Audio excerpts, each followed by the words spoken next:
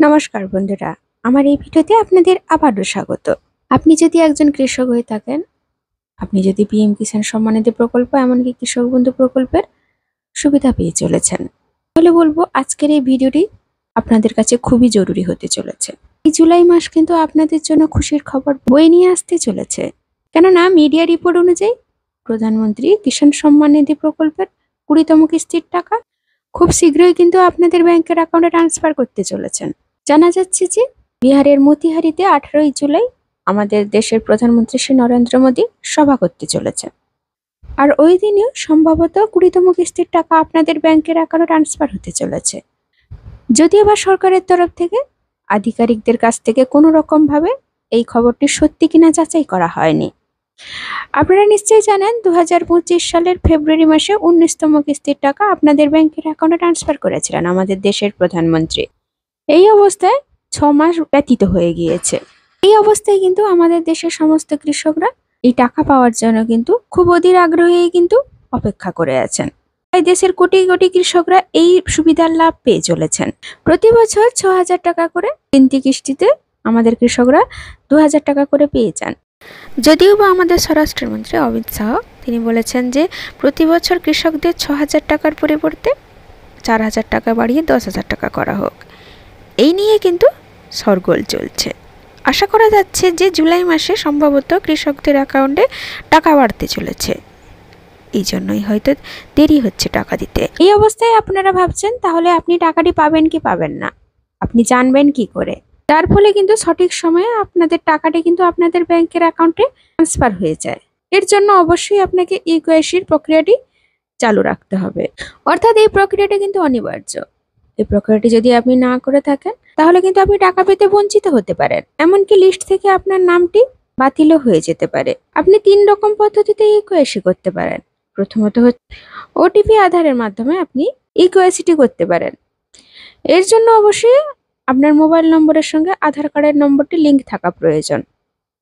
দ্বিতীয়ত হচ্ছে biometric eKYC, যেটা কিন্তু আপনারা বাংলা সহায়তা কেন্দ্রতে গিয়েও করতে পারেন।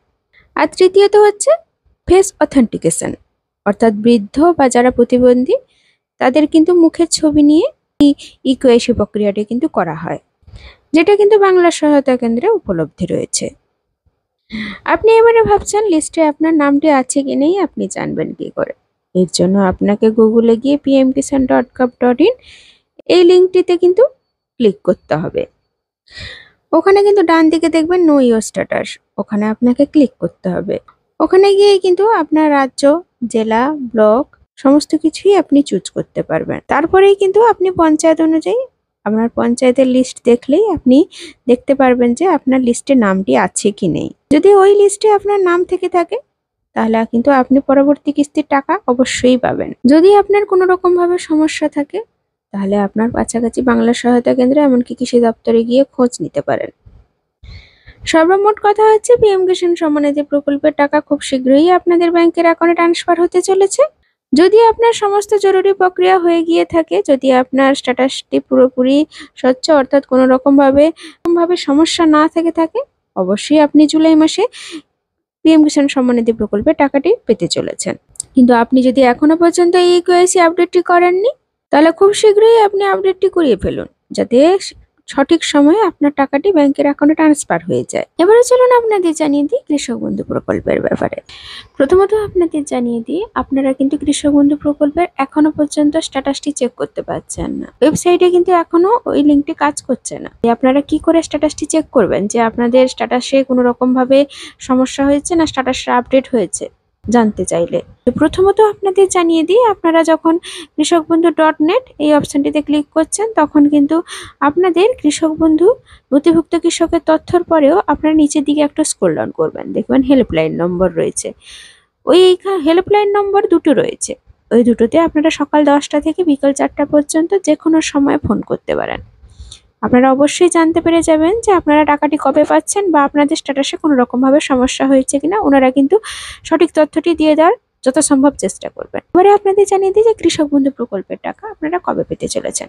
সম্ভাব্য 21 তারিখ থেকে 25 তারিখের ভেতরে আমাদের মাননীয় মুখ্যমন্ত্রী মমতা বন্দ্যোপাধ্যায় একটি সাংবাদিক সম্মেলন রয়েছে। ওই সাংবাদিক সম্মেলনে যথাসম্ভব কৃষক বন্ধু প্রকল্পের টাকাও ট্রান্সফার করার সম্ভাবনা রয়েছে, কেননা বিগত কয়েকটি মরশুমে টাকা ট্রান্সফার করার ক্ষেত্রে দেখেছি আমাদের মাননীয় কিন্তু সাংবাদিক সম্মেলনের মাধ্যমেই জানিয়েছেন যে কৃষক বন্ধু প্রকল্পের কতজন কৃষকদের অ্যাকাউন্টে টাকাটি ট্রান্সফার করা হলো। তো সেই মতো জানা যাচ্ছে যে আগামী সোমবার আপনাদের ব্যাংকের অ্যাকাউন্টে টাকাটি ট্রান্সফার হওয়ার সম্ভাবনা রয়েছে। তাছাড়া জুলাই মাসের ৩ তারিখে আমাদের মাননীয় মুখ্যমন্ত্রী মমতা বন্দ্যোপাধ্যায়ের সঙ্গে কৃষিমন্ত্রীর একটা বৈঠক বসেছে। ওখানে কিন্তু কৃষকদের ভাতা বৃদ্ধির কথাও আলোচনা হয়, কিন্তু এখনো পর্যন্ত কোনো রকম ভাবে খবর জানা যায়নি যে আপনাদের প্রকল্পের ভাতাটি বাড়ানো হবে কি হবে না।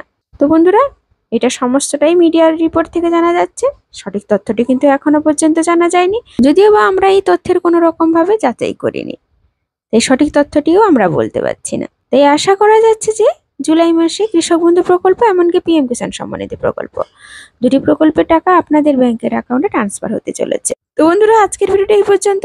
যদি ভিডিওটি ভালো লাগে অবশ্যই একটা লাইক দিয়ে যাবেন। ধন্যবাদ।